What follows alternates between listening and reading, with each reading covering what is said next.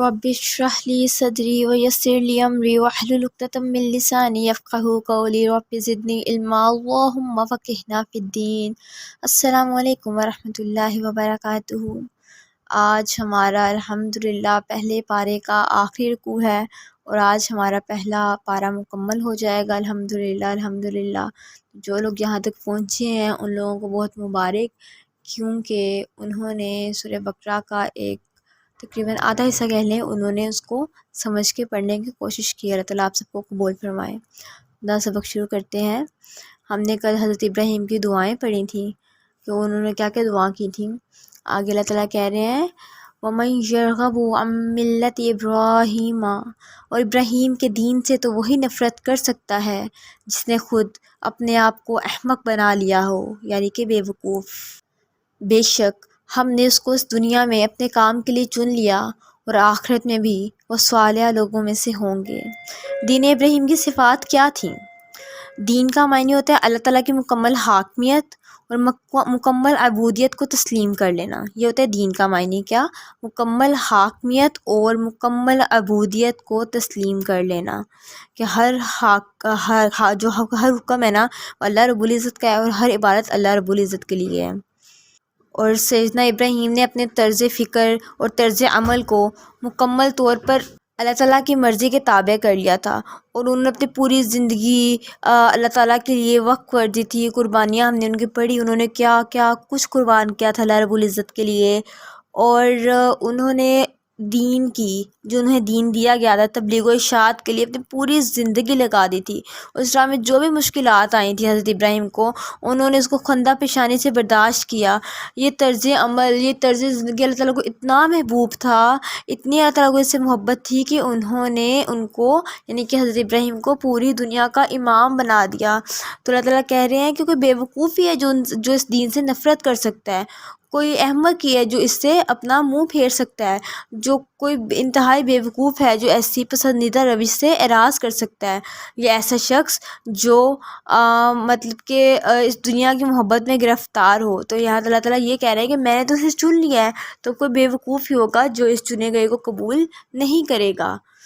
اور اللہ تعالیٰ ان کو ساتھ ساتھ صرف دنیا کی خوشخبری نہیں دے رہے، اللہ تعالیٰ ساتھ یہ بھی کہہ رہے ہیں کہ اس کو ہم نے اس دنیا کے لیے چن لیا اور آخرت میں بھی وہ صالح لوگوں میں سے ہوں گے، نیک لوگوں میں سے ہوں گے، یعنی کہ ملت ابراہیم جو بھی قبول کرے گا وہ، یہاں پر اچھا یہ مطلب نہ لیجیے گا پھر ہم نبی پاک کی امت ہیں تو ہمیں تو نبی پاک کی اس کا حکم ماننا ہے، مطلب کہ نبی پاک نے حضرت ابراہیم کا دین کو ہی آگے کیا تھا نا، کہ حضرت ابراہیم نے کیا کہا تھا کہ ایک اللہ کو ماننا ہے۔ نبی پاک میں یہ جو صحیح ہے نا، حضرت عیسیٰ نے بھی یہی کہا تھا، حضرت موسیٰ نے بھی یہی کہا تھا، سب کی جو مین چیز تھی نا وہ یہی تھی کہ اللہ کو ایک ماننا ہے، اس کا شریک نہیں ٹھہرانا۔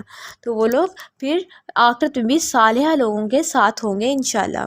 آگے اللہ تعالیٰ فرما رہے ہیں اور جب انہیں ان کے رب نے فرمایا کہ فرما بردار بن جاؤ تو انہوں نے فوراً کہا کہ میں جہانوں کے رب کا فرما بردار بن گیا ہوں۔ مجھے آیت اتنی پیاری لگتی ہے نا کہ جیسے اللہ تعالیٰ نے کہا فرما بردار ہو، جو حالانکہ وہ پہلے ہی فرما بردار تھے، وہ پہلے ہی ماننے والے تھے، انہوں نے فوراً کہا میں جہانوں کے رب کا فرما بردار بن گیا ہوں، میں نے اپنا سر خم تسلیم کر لیا ہے، میں نے محبت کو اذن اقرار دے دیا ہے، میں محبت کے آگے ہر شکوہ، قربانی، آزمائشوں کو سائڈ پہ رکھ کر میں نے محبت کے کن پر اپنا یقین کہہ دیا ہے کہ اگر میں ہوں تو میری ذات اللہ کے ساتھ صرف میرے اللہ کی وجہ سے، اگر اللہ ہے تو میں ہوں، اور بے شک اللہ ہے، اللہ کی خواہش، اللہ کی چاہت ہے تو وہی میری چاہت ہے، یعنی کہ اللہ نے کہا فرما بردار ہو جا تو میں فرما بردار ہو گیا۔ اب تو ہی بتا مجھے اے ہم نفس، میں ہوں مگر میں ہوں نہیں، میں نہیں اگر تو میں ہی ہوں، میں ہوں اگر تو کیا ہوں میں، یعنی کہ اگر میں ہوں تو وہ صرف اور صرف اللہ رب العزت کی وجہ سے، اگر اللہ مجھ سے ناراض ہو جائے تو کیا میں ہوں؟ بالکل میں پھر کچھ بھی نہیں ہوں۔ اسی طرح ہمیں حضرت ابراہیم کی طرح اپنے آپ کو ہر وقت اللہ کا فرما بردار بننا ہے۔ ہمارے لیے جو بھی حکم ہو گیا چاہے کسی بھی معاملے میں، تو ہمیں اس میں ذرا بھی ہچکچاہٹ کے بغیر حکم کو ماننا ہے کہ ہاں یہ میرے اللہ کا حکم ہے تو میں نے اس کو سرخم تسلیم کیا۔ آگے اللہ تعالیٰ کہتے ہیں ابراہیم نے بھی اپنے بیٹوں کو اسی بات کی وصیت کی تھی، اور یعقوب نے بھی اپنے بیٹوں سے کہا کہ اے میرے بیٹوں، اللہ نے تمہارے لیے یہی دین پسند کیا ہے، لہٰذا تم مرتے دم تک مسلمان ہی رہنا۔ یہاں اللہ تعالیٰ نے حضرت ابراہیم علیہ السلام کے پوتے حضرت یعقوب کا بھی ذکر خاص طور پر فرمایا۔ حضرت ابراہیم کے دو بیٹے تھے نا، حضرت اسماعیل علیہ السلام اور حضرت اسحاق علیہ السلام، تو آگے سے حضرت اسحاق کے بیٹے تھے حضرت یعقوب علیہ السلام۔ تو اللہ تعالیٰ نے یہاں پر ان کا خاص ذکر فرمایا، اس لیے کہ نبی پاک کے علاوہ باقی سارے نبی حضرت یعقوب کی اولاد میں تھے نا، تو حضرت یعقوب نے یعنی کہ بنی اسرائیل بھی انہی کے اولاد میں سے تھے، تو انہوں نے حضرت یعقوب نے بھی اپنی اولاد کو یہی نصیحت کی تھی کہ تم مرتے دم تک مسلمان ہی رہنا۔ لیکن بنی اسرائیل نے اس کے بعد جو کیا، جو انہوں نے ناشکری کی، اس کا ہم ذکر اس پارے میں تقریباً کافی تفصیل سے پڑھ چکے ہیں۔ تو اللہ تعالیٰ نے نبی پاک کے آنے سے پہلے جو حضرت یعقوب کی صحیح پیروی کرتے تھے، جو حضرت یعقوب دین لائے، جو حضرت عیسیٰ صحیح دین لائے، جو حضرت موسیٰ صحیح دین لائے، جو حضرت ابراہیم صحیح دین لائے، اور اس دین کو جو صحیح پیروکار تھے، صحیح طرح سے پورے کرتے تھے، وہ ان سب دور کے مسلمان تھے۔ تو جو بھی اپنے نبی کی صحیح پیروی کرتا تھا اپنے زمانے میں، وہ مسلمان تھا۔ تو آج جو نبی پاک کی صحیح پیروی کرے گا وہ مسلمان ہوگا، اور ہر نبی نے اپنی امت کو یہی نصیحت کی کہ لہٰذا تم مرتے دم تک مسلمان ہی رہنا۔ مسلمان کا لفظی مطلب ہوتا ہے فرما بردار، جھکا دینے والا۔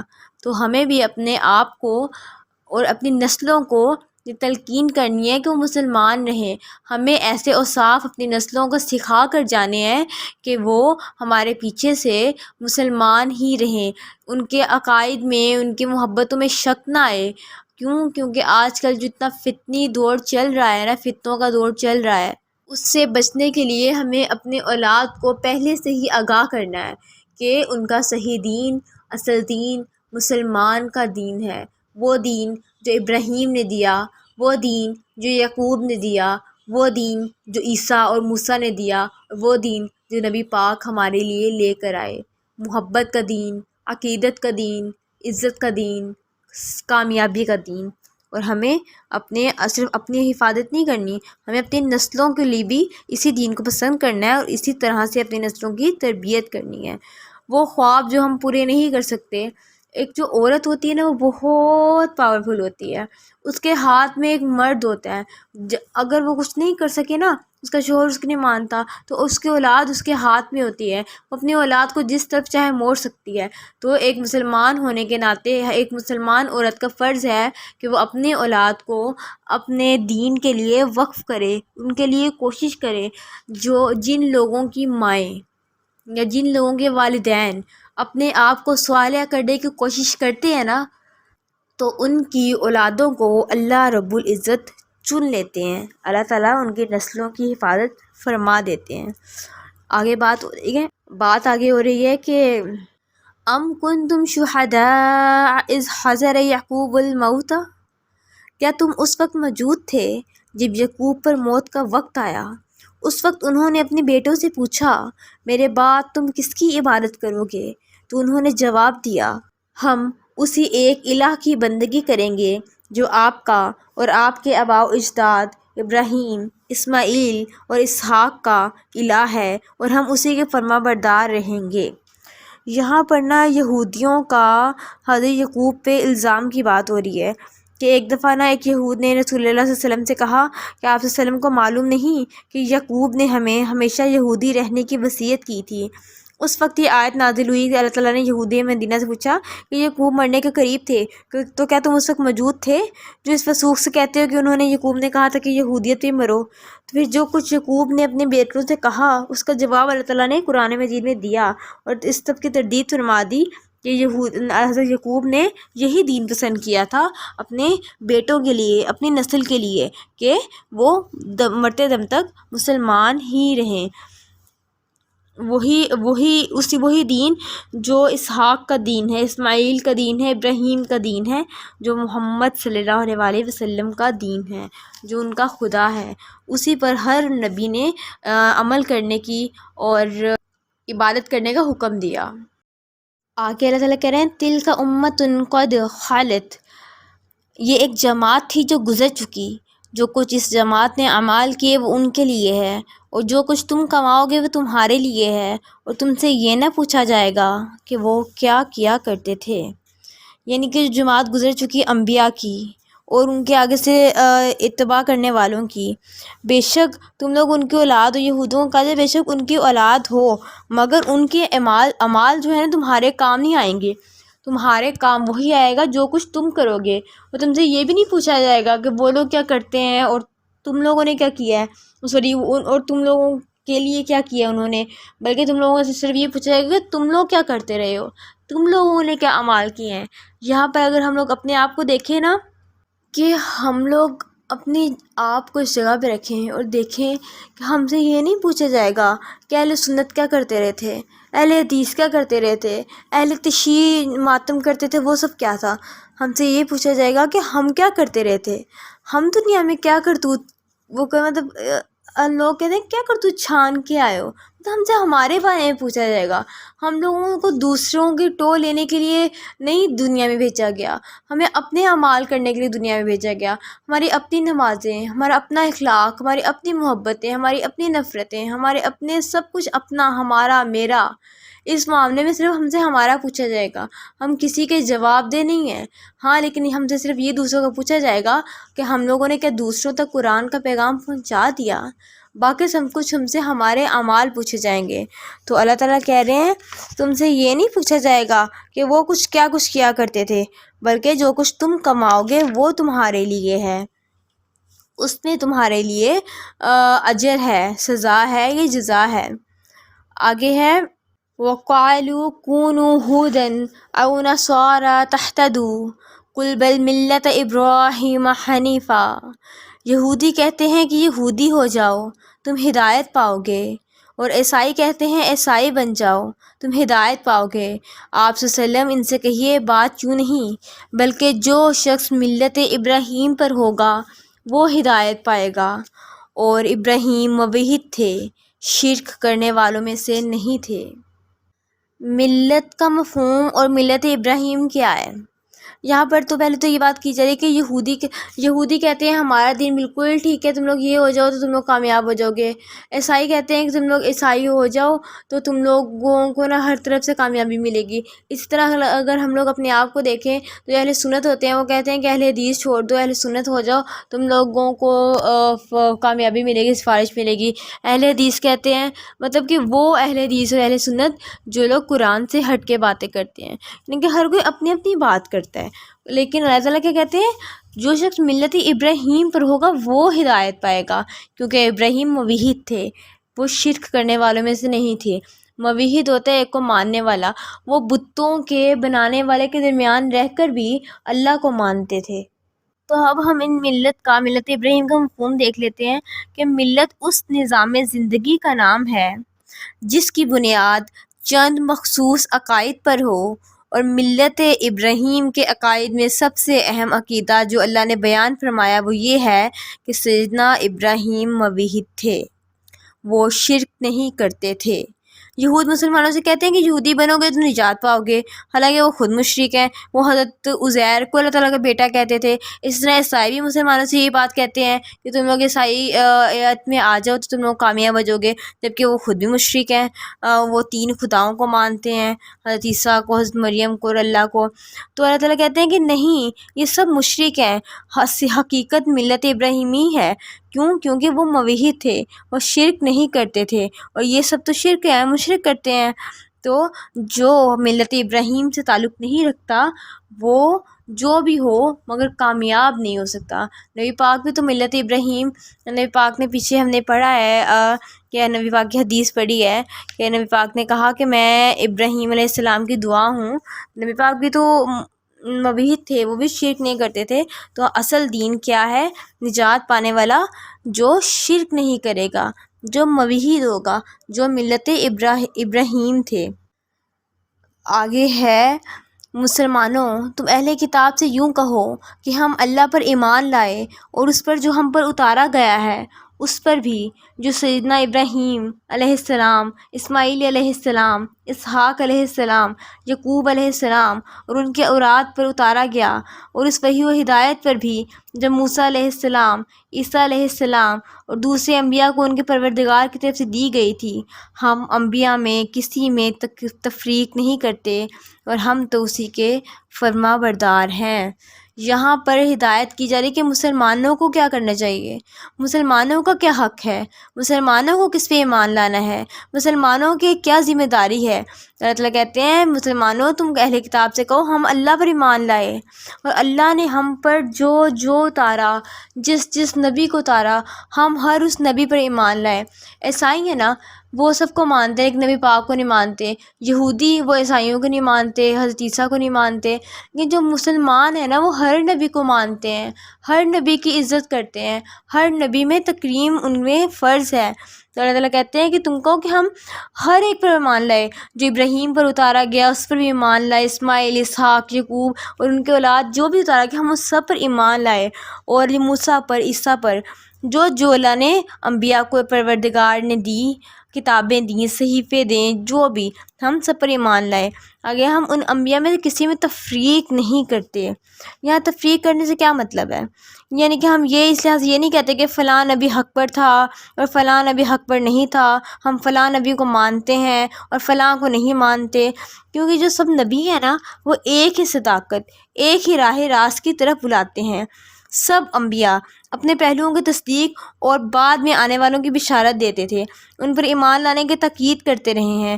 اب اگر ہم لوگ مثال کے طور پر حضرت عیسیٰ یا نبی پاک صلی اللہ علیہ وسلم پر ایمان نہیں لاتے تو اس کا مطلب یہ ہوگا کہ حضرت موسیٰ اپنی کتاب اور تورات پر بھی ایمان نہیں لاتے، بلکہ وہ ایک پیغمبر کو مان رہے ہیں اور ایک کو چھوڑ رہے ہیں۔ ان کا یعنی کہ ہمیں ایسے نہیں کرنا، ہمیں ہر نبی کو ماننا ہے، اور ہمیں نبیوں میں فرق بھی نہیں ڈالنا۔ اور اس کا نبی میں فرق ڈالنے کا یہ بھی مطلب ہوتا ہے کہ اپنے اپنے وقتوں میں اتباع کرتے تھے اور بعد کے نبیوں کو جھٹلا دیتے تھے، شرک و جہالت میں پڑ جاتے تھے، فساد میں زمین میں پڑ جاتے تھے۔ اللہ تعالیٰ کہتے ہیں کہ اپنے دور کے تقاضوں کے مطابق کچھ احکامات ہیں جو منسوخ بھی کر دیے گئے، لیکن نبی کو ماننا تو ہر دور کے نبی کو ماننا فرض ہے، فرض اول ہے۔ جو شخص کسی ایک نبی، مسلمان ہو کر کسی ایک نبی کو بھی نہیں مانتا نا، فرق کرتا ہے، تو اس کے مسلمان ہونے کی اسے چاہیے کہ اپنے مسلمان ہونے کی تصدیق کر لے، کیونکہ ہر انبیاء اللہ کی طرف سے آئے ہیں اور حق و صداقت لے کے آئے ہیں۔ وہ تو آگے سے ان کے پیروکار تھے جنہوں نے غلط کر لیا، جنہوں نے ان میں فرق ڈال دیا ان کی کتابوں میں، انبیاء میں، ورنہ انبیاء سارے سچ اور حق کے ساتھ آئے تھے، ان میں کوئی فرق نہیں، ان کی فضیلت میں کوئی فرق نہیں۔ فرق ڈالا تو ان کے پیروکاروں نے ڈالا، ان کے آگے سے ماننے والوں نے فرق ڈالا، لیکن انبیاء سارے حق اور سچ کے ساتھ آئے تھے۔ آگے اللہ تعالیٰ کہتے ہیں سو اگر یہ اہل کتاب ایسے ہی ایمان لائیں جیسے تم لائے ہیں تو وہ بھی ہدایت پا لیں گے، اور اگر اس سے منہ پھیریں تو وہ ہٹ دھرمی پر اتر آئے ہیں، لہٰذا اللہ تعالیٰ ان کے مقابلے میں آپ کو کافی ہے، اور وہ ہر ایک کی سنتا اور ہر ایک کو جانتا ہے۔ یعنی کہ جو اہل کتاب کا حق سے اعراض ہے اور ہٹ درمی ہے، وہ ان مسلمانوں کا نبی پاک کا کچھ بگاڑ نہیں سکتی، کیونکہ انہیں سزا دینے کو اللہ تعالیٰ ہی کافی ہے۔ تم لوگ یہود بنو، نصار بنو، یا جو بھی کرو، لیکن اگر تم لوگ اس کتاب پر ایمان لے آؤ گے تو تم لوگ بھی ہدایت پا لو گے، لیکن جو لوگ اس کی طرف نہ آیا تو اللہ تعالیٰ کہتے ہیں کہ ان کو پھر اللہ تعالیٰ کافی ہے، وہ اللہ تعالیٰ ہر ایک کی سنتا، ہر ایک کو جانتا ہے۔ اللہ تعالیٰ جانتا ہے کس نے اللہ تعالیٰ کے لیے کوششیں کی، کس نے اللہ تعالیٰ کے دین کے لیے کوششیں کی۔ اللہ تعالیٰ بصیر ہے، سمیع ہے، یہ علیم ہے، علیم نہ مبالغہ کے صیغہ ہے، یعنی کہ وہ اندر باہر ہر طرح سے جانتا ہے کس کے دل میں کیا ہے اور کیا چاہتا ہے۔ وَهُوَ السَّمِيعُ الْعَلِيمُ صِبْغَةَ اللَّهِ وَمَنْ أَحْسَنُ مِنَ اللَّهِ صِبْغَةً وَنَحْنُ لَهُ عَابِدُونَ۔ نیز ان سے کہہ دو کہ ہم نے اللہ کا رنگ قبول کیا، اور اللہ کے رنگ سے بہتر کس کا رنگ ہو سکتا ہے، اور ہم تو اسی کی عبادت کرتے ہیں۔ یہاں پر جس کا جو خاص موضوع ہے نا، ایک نا ہے بپتسمہ. یہ ایک رسم ہے یہودیوں کی کہ جو شخص بھی یہودی مذہب میں داخل ہوتا ہے نا تو اسے غسل دیتے ہیں اور کہتے ہیں کہ اس کے سب سابقہ گناہ دھل گئے. اور عیسائی اس غسل کے پانی میں، اور عیسائی بھی ایک غسل دیتے ہیں جو عیسائی ہوتا ہے زرد رنگ میں نا ملا لیتے ہیں، زرد رنگ کے پانی سے غسل دیتے ہیں. اور یہ غسل صرف مذہب میں نئے داخل ہونے والوں کو نہیں دیا جاتا بلکہ جو نومولود بچے ہوتے ہیں نا ان کو بھی دیا جاتا ہے. اس طرح اس رسم کو یہ کہتے ہیں بپتسمہ. تو اللہ تعالیٰ نے فرمایا کہ یہ رسمی رنگوں میں کیا رکھا ہے؟ رنگ تو صرف اللہ کا رنگ ہے جو اس کی بندگی سے چڑھتا ہے، اور اہل کتاب سے کہہ دو کہ ہم اسی کی بندگی کرتے اور اسی کا رنگ اختیار کرتے ہیں. اللہ کا رنگ، ہم لوگ سوچیں اللہ کا رنگ کیسا ہو سکتا ہے کہ ریڈ کلر کا، بلیک کلر کا، یلو کلر کا، وائٹ کلر کا؟ نہیں، اللہ کا رنگ وہ ہوتا ہے کہ ہم کہتے ہیں نا کہ اگر کوئی دو دوست ہوں اور وہ ساتھ بیٹھتے ہوں اکثر، تو ایک یار دوسرے پہ چڑھ جائے نا تو کہتے ہیں دیکھو اس پہ اس کا فلاں دوست کا رنگ چڑھ گیا ہے، یعنی کہ وہ ویسا نظر آنے لگ جاتا ہے، ویسا اس کی خوبیاں نظر آنے لگ جاتی ہیں. تو جب ہم لوگوں میں اللہ کا رنگ اگر ہم ڈیولپ کرنے کی کوشش کریں گے نا تو ہمیں اس کے لیے چاہیے کہ ہم محمدی نظر آئیں، کہ ہمیں دیکھ کے کہیں کہ دیکھو اس کے اوپر اللہ کا رنگ چڑھ گیا ہے، یہ اللہ والا ہو گیا ہے، یہ نبی والا ہو گیا ہے، یہ محبت والا ہو گیا ہے، یہ محنت کرنے والا ہو گیا ہے، اللہ کی راہ میں اللہ کے دین کے لیے کوشش کرنے والا ہو گیا ہے. کہ کوئی دیکھے ہمیں اور کہے یہ دیکھو یہ ہے صبغۃ اللہ، یہ ہے اللہ کا رنگ، دیکھو ہماری ذات میں سے اللہ کا رنگ پھوٹ رہا ہو، ہماری ذات میں سے اللہ کے رنگ کے رمز اور رونقیں اور کوششیں اور روشنیاں نکل رہی ہوں کہ ہم لوگ رنگ خدا نظر آئیں. ہماری ذات، ہمارے اعمال، ہمارے خواہشیں، ہماری خوشیاں، ہمارے غم میں ہر میں ہم لوگ اپنے آپ کو اللہ کے تابع کر لیں گے تو ہمیں اللہ کا رنگ آ جائے گا.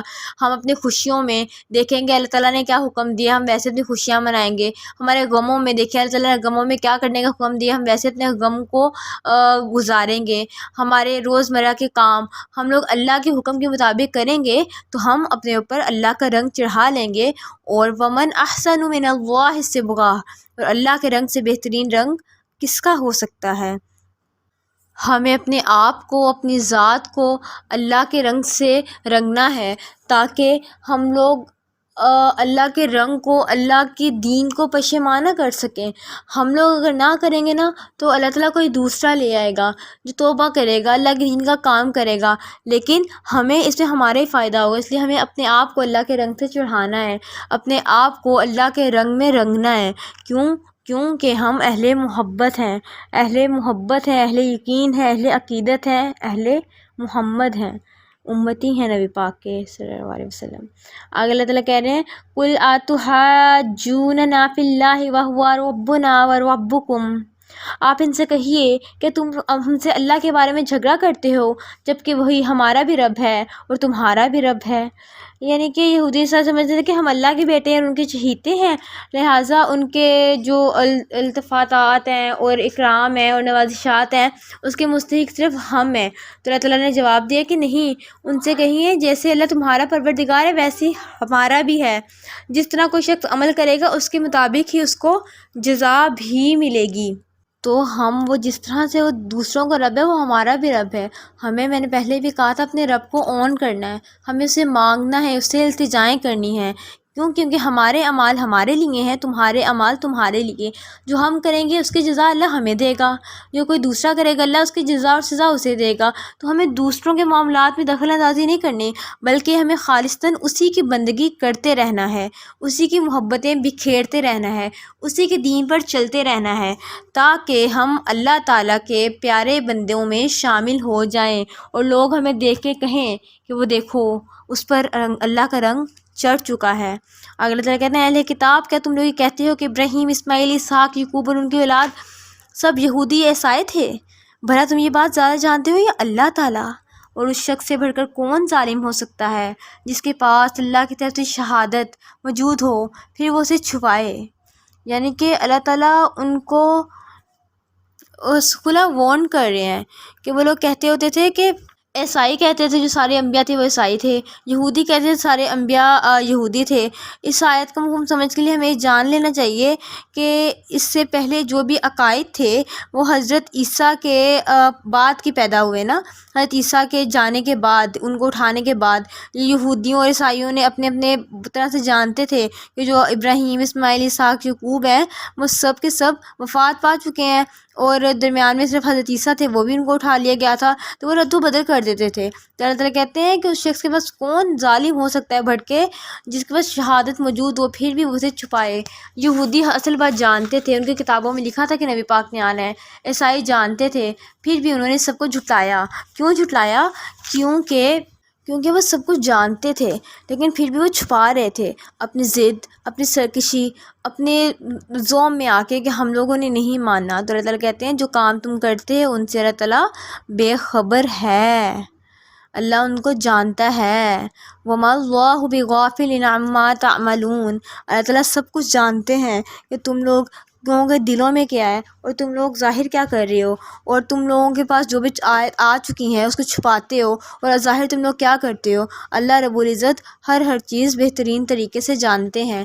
تو آگے اللہ تعالیٰ یہ کہتے ہیں کہ یہ ایک جماعت تھی جو گزر چکی، تلک امت ان قد خلت، ان کی کمائی ان کے لیے ہے، تمہارے لیے ان کے اعمال کے بارے میں تم سے باز پرس نہ ہوگے۔ دوسری دفعہ اللہ تعالیٰ نے بیان کر دیا ہے کہ ہر ایک کے اعمال ان کے ساتھ ہیں، ہر ایک کو وہی ملے گا جو اس نے کمایا ہوگا، ہر ایک کے لیے وہی کچھ ہے جو اس نے کیا ہوگا۔ اب ایک جو رنگ دار کپڑا رنگتے ہیں وہ اسی رنگ سے رنگے گا نا جو اس نے رنگ ڈالا ہوگا، وہ اگر ریڈ کلر ڈالے گا تو اس کے پاس نکل کے یلو کلر تو نہیں آ جائے گا نا۔ تو اس لیے ہم لوگ جو اعمال کریں گے ہمیں اس کی جزا ملے گی، اچھے کریں گے تو جزا ملے گی، برے کریں گے تو سزا ملے گی، ہمیں اسی کا بدلہ دیا جائے گا۔ اس کا مطلب یہ ہرگز نہیں ہے کہ ہم لوگ دوسروں کے پیروی کرتے رہیں گے اور دین حق کو چھوڑ دیں گے تو ہم لوگ انہی کے طریقوں میں چل کے انہی کو پالیں گے، بلکہ ایک اور یہ ہے کہ ہمیں صبغۃ اللہ اپنانا ہے، ہمیں اللہ کا رنگ اپنانا ہے، ہمیں اپنے اخلاق کو اتنا پیارا بنانا ہے کہ ہمیں دیکھ کے لوگ کہیں کہ وہ اللہ والی ہے، وہ اللہ والا ہے، اس کے پاس بیٹھ کر اللہ کے مفہوم حدیث ہے کہ بہترین دوست وہ ہے جس کو دیکھ کے تمہیں اللہ یاد آئے۔ تو ہمیں ایسا بننا ہے کہ لوگ ہمیں دیکھیں اور کہیں کہ ہاں ہمیں اس کو دیکھ کے اللہ یاد آتا ہے۔ ہمیں اپنے آپ میں اللہ کا رنگ پیدا کرنا ہے، اور اللہ کا رنگ پیدا کیسے ہوگا؟ اللہ کے دین کے لیے کوشش کر کے، اللہ کے دین پر عمل کر کے، اللہ کے دین کے لیے اپنی قربانیاں دے کے، تو پھر ہم لوگ انشاءاللہ صبغۃ اللہ پا لیں گے۔ اللہ تعالیٰ سے دعا ہے کہ وہ ہمارے دلوں کو، ہماری ذات کو اپنے رنگ سے رنگ دے اور ہمیں اپنے رنگ کے لیے قبول فرمائے۔ اللہم انی اسألک صبغۃ اللہ، اللہم انی اسألک صبغۃ اللہ، اللہم انا اسألک صبغۃ اللہ۔ اللہ ہم آپ سے اللہ کے رنگ کا سوال کرتے ہیں۔ وما علینا الا البلاغ المبین۔ السلام علیکم ورحمۃ اللہ وبرکاتہ۔